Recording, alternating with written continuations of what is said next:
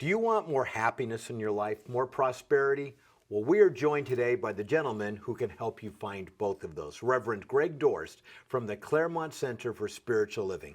And Reverend Greg, I think we all know people or have experienced people who just seem angry and mad at the world and treat people badly. But I'm wondering if there isn't maybe a little bit of that in all of us? Well, there might be, but the key to all of this, Ron, is once again awareness. And you have to be aware of a principle that is absolutely true all of the time. And that principle is that the way you treat other people is a reflection of how you feel about yourself. And so if there's anger coming out of you about something towards somebody, you're in a relationship that seems to be toxic and you can't help yourself, you can't seem to say something nice. It's really about how you're feeling about yourself. So it all comes back to working on you. That makes sense because we know these people that are just this angry all the time. And I think myself, all of us, from time to time display anger or negative emotions. Mm-hmm. And while it's easy to say that person made me mad, the driver on the freeway that cut me off made me mad, they didn't really make me mad, did they? No, they didn't. No, that anger was inside of you all along.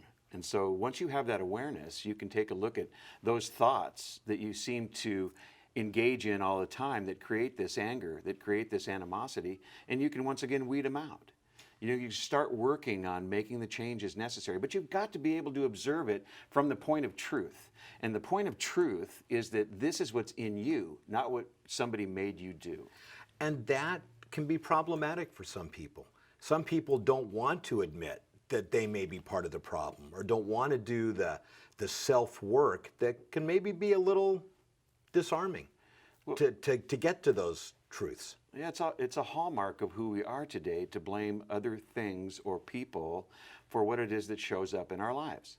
And what it is that shows up in our lives is completely controlled by what it is we think and what it is we follow it up with action. So we need to be more aware.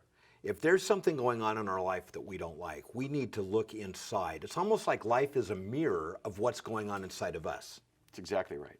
Yes. So we need to look within and say, what is wrong with my thinking? What is wrong with my belief system? And how do I change it? And if I'm correct, those are some of the very topics in your weekly lessons at the Spiritual Center. Well, we start with the relationship with you, meaning me. And we talk about how it is we can improve that so the world looks nicer, looks better, looks more accommodating, and there's more love out there.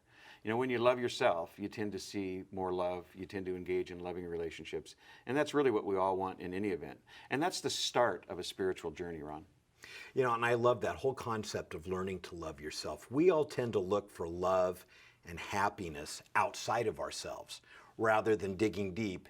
And once you find it here, suddenly it's everywhere. Yeah. Reverend Greg, thank you so much for joining us. I'm looking forward to chatting with you again next week. Thank you, Ron. We'll be right back.